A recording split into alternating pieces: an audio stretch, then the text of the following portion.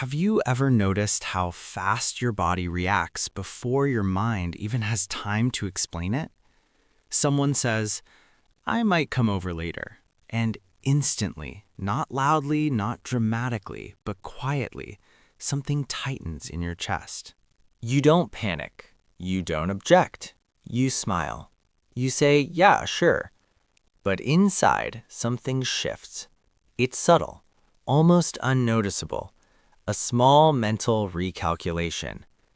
Your brain doesn't say, I don't like this person. It says something else, something harder to admit. My peace is about to change. Most people never talk about that moment because on the surface, it doesn't look reasonable. Why would a visit, a friendly one, create tension? And that's where the misunderstanding begins. Because for some people, home isn't just where they live, it's where their nervous system finally exhales. Out there, the world asks things from you: attention, responses, energy, awareness. Even when you enjoy people, you're still on. But home is different. At home, there's no performance, no adjustment, no monitoring your tone, your face, your timing. You sit how you want. You move slower. Silence doesn't feel awkward. It feels necessary. So when someone enters that space, even kindly, even invited, your system notices. Not emotionally, physically. The air feels heavier. Time feels louder. Your thoughts stop wandering and start organizing around someone else's presence. Nothing bad has happened, but something private has shifted. And here's the part most people get wrong. That reaction isn't about disliking guests. It's about losing access to the one place where you don't have to be anything at all. For people like this, home isn't where they entertain. It's where they recover. And recovery is fragile. What most people don't realize is that this reaction has nothing to do with fear and everything to do with control. Not control over people, control over environment. For some minds, space matters deeply, the way light falls in a room. The familiar sound of the floor. The exact silence between thoughts. None of it is random. Home becomes a carefully balanced system, not because the person is rigid, but because their mind works best when the world is predictable. Every object has a place. Every routine has a rhythm. And inside that rhythm, their thoughts finally move freely. So when a guest arrives, the system doesn't break, it adjusts. And adjustment costs energy. Suddenly, the brain is tracking again. Is the silence uncomfortable?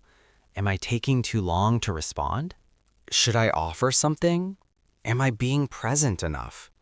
Nothing dramatic, just constant low-level awareness, like background noise you can't turn off. This is why people like this often get misunderstood. They're labeled as distant or antisocial or too sensitive. But sensitivity isn't weakness, it's responsiveness. Their nervous system notices changes others ignore, and while some people thrive in stimulation, others regulate through consistency. There's another layer too, one people rarely connect. Many of these individuals learned early that guests meant disruption. Raised voices, tension, pressure to behave, pressure to impress. So the body remembers. Even years later, a knock on the door doesn't just signal a visitor, it signals activation. The mind may say, it's fine, but the body prepares anyway. And not preparation is exhausting. This is why, after a guest leaves, relief arrives so quickly. Not because the visit was bad, not because the person wasn't liked, but because the system can finally reset. Silence returns. Breathing deepens. Thoughts stretch back out. The mask comes off. And in that moment, behind a closed door, alone again. They aren't rejecting anyone. They're returning to themselves. Here's the contradiction most people miss. The ones who need their space the most are often the ones who care the deepest. They listen carefully. They remember small details. They show up when it matters. But what drains them isn't connection. It's constant presence. Being around others means adjusting tone, timing, energy, attention. And they do it well. So well that no one notices the cost. That's why they're often described as easy to be around. Not demanding, not dramatic, not overwhelming.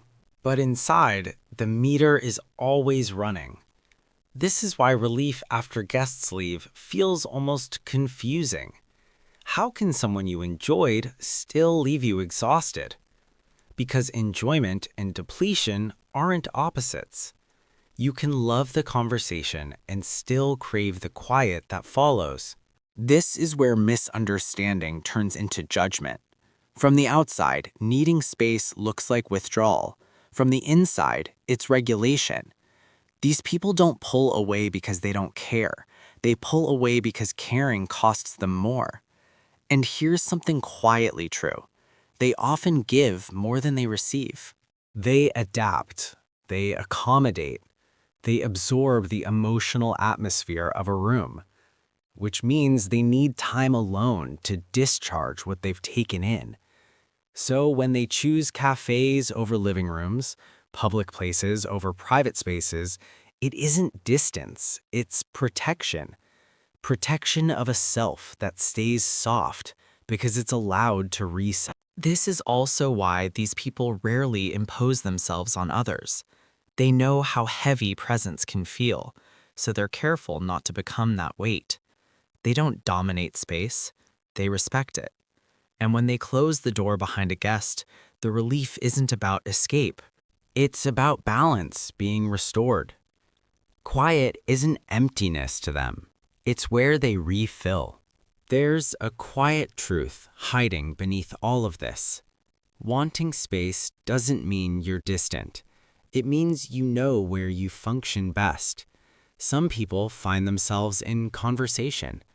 Others find themselves in stillness. Neither is superior. They're simply different nervous systems asking for different conditions. For those who protect their home, it isn't about walls or doors. It's about having one place in the world that doesn't ask them to adjust. A place where silence isn't awkward, where time stretches instead of rushes, where nothing needs to be explained. This is why guilt often follows relief. They wonder, why do I feel better now? Does that mean I didn't care? But caring doesn't require constant access. You can value people deeply and still guard the environments that keep you whole. Because when someone knows how easily they absorb energy, they also learn how important it is to step away before they disappear inside it. Home for them is not an escape, it's maintenance. It's where the internal noise settles, where identity resets, where the self returns to its original shape. And maybe the real misunderstanding isn't about guests at all. Maybe it's about a world that assumes connection must always be visible, shared, open, and available. Some connections, however, survive best in quiet, unobserved, unperformed. So if you've ever felt that tension before someone crossed your doorway, and that exhale once the door closed again, it doesn't say anything negative about you. It says you understand something subtle. That peace isn't something you find in people. It's something you preserve so you can keep showing up as yourself when it actually matters. And once you recognize that difference, you don't really unlearn it. You just start protecting it. If this felt familiar, you're not alone. Subscribe for psychology that explains you, not just behavior. And tell me in the comments, do you celebrate or quietly let it pass?